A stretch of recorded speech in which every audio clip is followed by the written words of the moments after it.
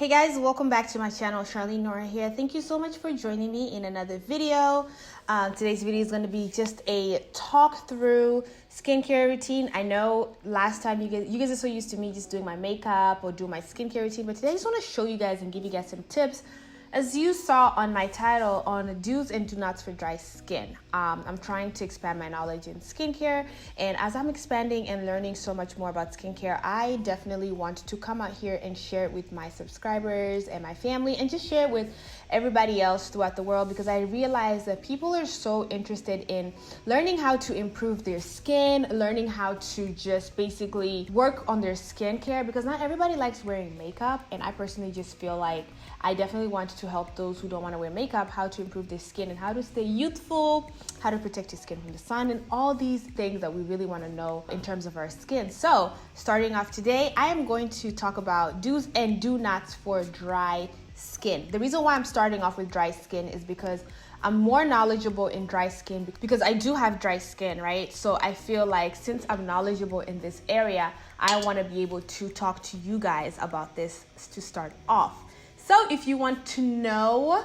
my basic top 3 do's and do nots for dry skin, stay tuned. If you're new to my channel, don't forget to subscribe below.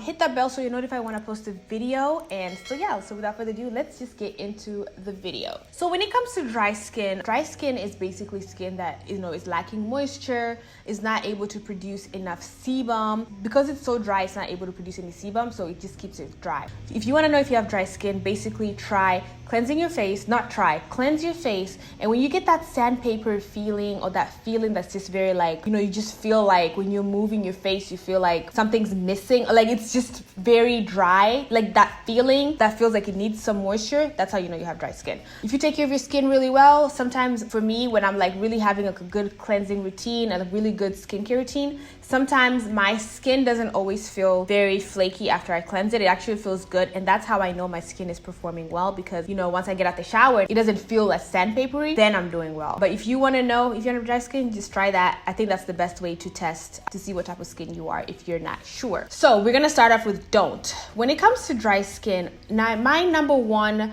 tip is to not use a foam cleanser while cleansing dry skin. Reason being, dry skin is very sensitive. It can be sensitive. So using a foam cleanser usually is very harsh for the skin. A foam cleanser is basically emulsifies more. As you can see, when for example, I used to use Clearasil. Funny story, I used it because I heard Megan Good uses it, and I was like, oh, I'm trying to get her skin. But I didn't realize that she has oily skin. So I was using a foam cleanser to cleanse my dry skin, and it was really drying me out, because after I would get out the shower, I would realize that my face felt really, really sandpapery, and that's how I knew that I was doing something wrong and it wasn't working for me. Instead of giving me that Megan Good skin, I was literally just feeling like I needed to moisturize even more and more. So I was really just not knowledgeable in that, not knowing that my skin is not the same as hers, so I couldn't use the same. So instead of using foam cleansers for dry skin, so what you want to do is use a gel cleanser. Gel cleansers are lighter on the skin, less harsh on the skin, but it does end up cleansing the debris on your skin,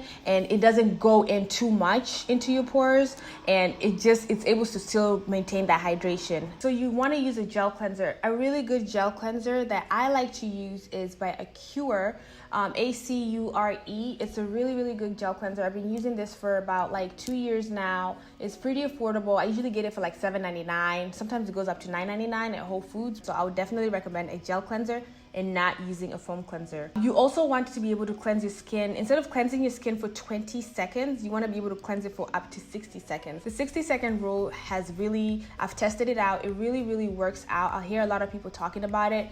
Basically just taking your time and cleansing your skin for 60 seconds and not only like 10 to 20 seconds, because you want to be able to get all the debris off your face. Try that for a week and you will see a difference. Trust me, I did it. And tip number 2, when it comes to masking, do not use clay masks for dry skin. Clay masks are very drying to dry skin, and I'm speaking this from experience. They look pretty cool. They look really awesome just to have like a clay mask and just walk around like, oh yeah, I'm masking my face with this clay mask. And I did that when I went to my friend's bachelorette party one time. Everybody was masking their face with clay masks, but after I washed my face, guys, I have never felt so dry in my life. Like, I was so uncomfortable. I literally had to take a hydrating mask and place it on my face to get that hydration back. So clay masks are too harsh for the skin. Those are usually best for oily skin because it's supposed to absorb the oil off of your face. With dry skin, like I mentioned earlier, they do not produce enough sebum. So for you to be able to use a clay mask on dry skin, it's gonna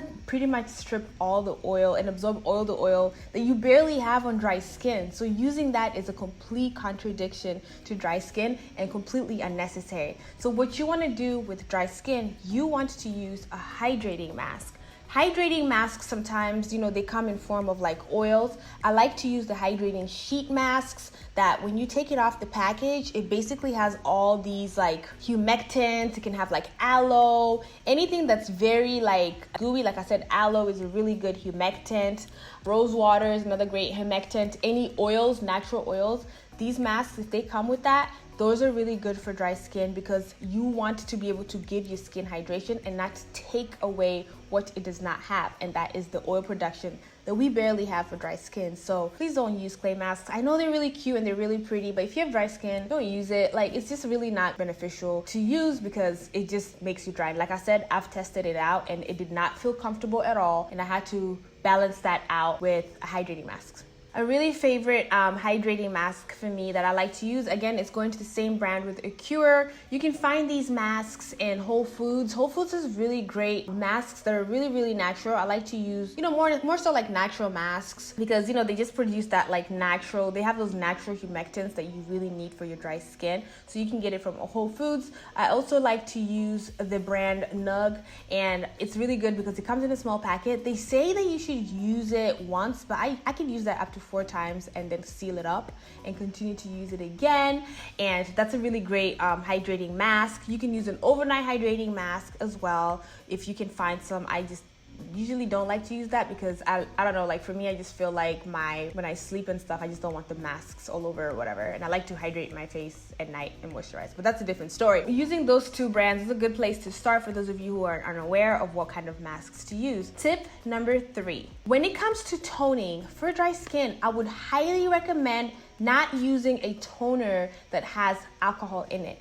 You want to be able to use a toner that has hydrating ingredients, humectant. Toners are supposed to give to your skin and not take away unless it's an exfoliating toner. So when it comes to toning, I've done this, I've messed up. We all messed up, okay? Like, I am not perfect. Like, if anything, I'm coming out here to tell you guys what I have done, and I want you guys not to do the same thing when I was still a rookie. So when it comes to toners, I used to use this brand by Elizabeth Arden. My mom used to use it all the time, and it was just really good. Again, she has oily skin and I don't, but I was using the same products as she was. And these toners were basically I felt like when I was using it, I was stripping off the debris off my face, but it's not really an exfoliating toner. At the time, I was unaware why I was supposed to tone, but then nowadays people seem to miss out that toners are supposed to give to your skin. Get a toner that has like humectants. So you want like aloe, you want to use toners that have like rose water toner. It's a really, really great toner because it's supposed to basically balance the pH of your skin. Your skin is lacking hydration, causing it to be dry, or it can lack hydration, causing it to be oily. So when it comes to toner, you want to get something that's going to be bringing to your skin, giving you that hydration and preparing you for the different steps of your skincare routine. So like I said, rose water is a good toner. Flawless Choice is a really great toner. I know some people use witch hazel. I stopped using that only because, I watched this video on YouTube and the lady talked about, the kind of chemicals it has in it. It has aloe vera in it, which is a good humectant for your skin. So I wouldn't really say witch hazel is bad. I just personally stopped using it once I found that out. And matter of fact, it actually started like after a couple of maybe like a year,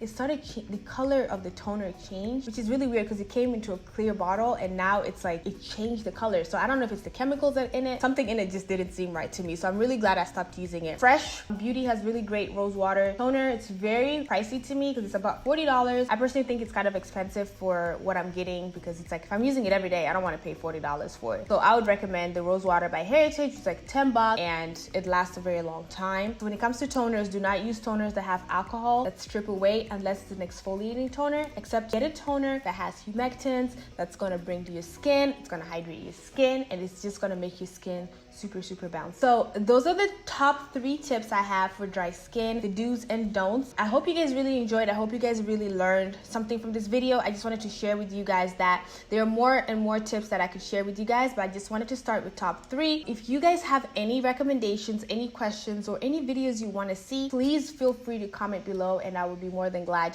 to talk about it with you guys. I hope you guys learned something in this video. If you like this video, please give it a thumbs up. I will see you guys in my next video. Thanks for joining.